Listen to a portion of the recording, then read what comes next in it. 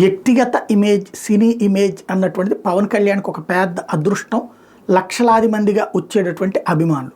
అయితే అది ఓటు వైపుకి టర్న్ కాకపోవడంతో పవన్ కళ్యాణ్ గతంలో స్వయంగా తనే 2 చోట్ల దెబ్బతిన్నారు. అందుకనినే 2కి 2 కలిస్తే 4 అవుతుంది, 2 పక్కన 1 అయితే 2 పక్కన 2 అయితే 22 అవుతుంది. అందుకనినే తెలుగుదేశం పక్కన నుంచోవడానికి సిద్ధపడ్డారు. తద్వారా తను ఏకంగా 21 స్థానాలు గెలవడమే కాదు, అత్యంత మెజార్టీతో విజయం సాధించారు. అది ఒక రాజకీయ ఎత్తుగడలో తనని తాను ప్రూవ్ చేసుకున్నారు. అలాగే డిప్యూటీ సీఎం పదవి తీసుకున్న తర్వాత తను తీసుకున్నటువంటి అటవీ శాఖ, పర్యావరణ శాఖ, పంచాయతీరాజ్ శాఖకు సంబంధించి ఎప్పటికప్పుడు సమీక్షలు చేయడంతో పాటుగా ఆ సమీక్షల సందర్భంగా బాధ్యతాయుతమైనటువంటి పరిష్కారాలు చూపెడుతూ ముందుకు సాగుతూ ఉన్నారు.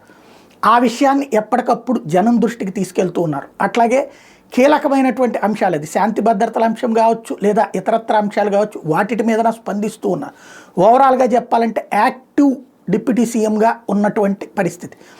దానికి తగ్గట్టుగానే ఆయన ఇప్పుడు అదే జగన్ హయాంలో 10 మంది డిప్యూటీ సీఎంలా, అలాగే చంద్రబాబు టైంలో 2 డిప్యూటీ సీఎంల గతంలో ఉంటే వాళ్ళకెవరికి రానటువంటి క్రేజ్ పవన్ కళ్యాణ్కి ఎందుకు వచ్చిందంటే వాళ్ళు ఆ పార్టీలోనే ఉన్నటువంటి ఒక మంత్రివర్గ సహచరులే డిప్యూటీ సీఎం అనే ఒక కిరీటం ఉంటుంది.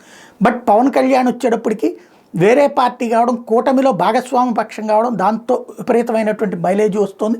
అందులో వైఎస్ఆర్ కాంగ్రెస్ పార్టీని చూసేశారు, తెలుగుదేశాన్ని చూసేశారు. ఆల్టర్నేటివ్గా చూస్తున్నటువంటి పవన్ కళ్యాణ్ దాన్ని రీచ్ అవుతూ వస్తున్నారు. కాబట్టి రాబోయేటటువంటి రోజుల్లో ఆ దూకుడు కొనసాగించడానికే పవన్ కళ్యాణ్ నిర్ణయించుకున్నారు. తనని తాను మంత్రిగా ప్రూవ్ చేసుకోవడానికే తను సమయాన్ని వెచ్చిస్తున్నారు.